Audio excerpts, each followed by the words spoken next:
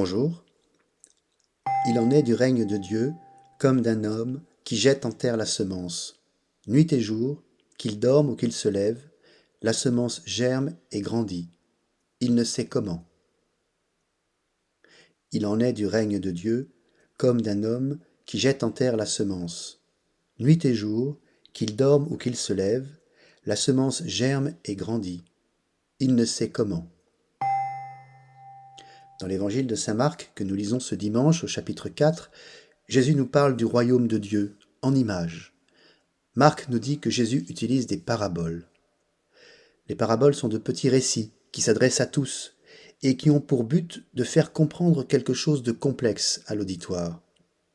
Il y a un sens premier à la parabole, un sens que tout le monde peut découvrir. Mais il y a également un sens caché, plus profond, que l'auditeur doit mettre à jour pour accéder à la pleine compréhension du mystère qui lui est proposé. En cela, la parabole diffère d'une simple fable qui propose une morale à la fin d'une histoire. De quoi est-il question ici? D'une germination, du règne de Dieu.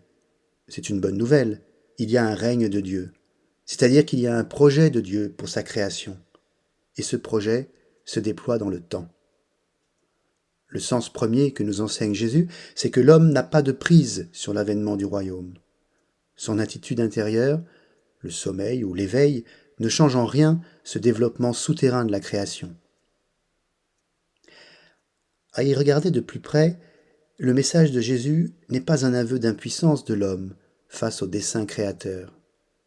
Il nous dit que l'homme jette en terre la semence, c'est-à-dire une partie du fruit de la récolte précédente. Par ce geste, l'homme, qui est un cultivateur de la terre, un bon gérant de ce qui lui a été donné, participe à la création. Il devient en quelque sorte co-créateur. L'allusion à la nuit et le jour montre que le temps de l'homme est tout entier orienté vers l'acte créateur. Nous sommes appelés à habiter le temps, à nous appuyer sur lui pour annoncer l'avènement du royaume. Pourtant, tout cela ne nous appartient pas. Nous ne sommes pas propriétaires de ce que nous avons semé. Il ne sait comment vise l'impossibilité de notre raison de saisir le plan de Dieu. Jésus, par le sens caché de sa parabole, nous invite à lâcher prise, à rendre à Dieu ce qui est à Dieu, à remettre en Dieu nos actions, ce que nous transmettons, toutes les semences que nous avons plantées sur cette terre. Jésus vise ici la tentation d'orgueil de l'homme qui veut se mettre à la place de Dieu, qui croit pouvoir tout maîtriser. Dans cette parabole, l'infini et le fini sont en dialogue. Dieu a besoin du geste créateur du semeur pour déployer sa création.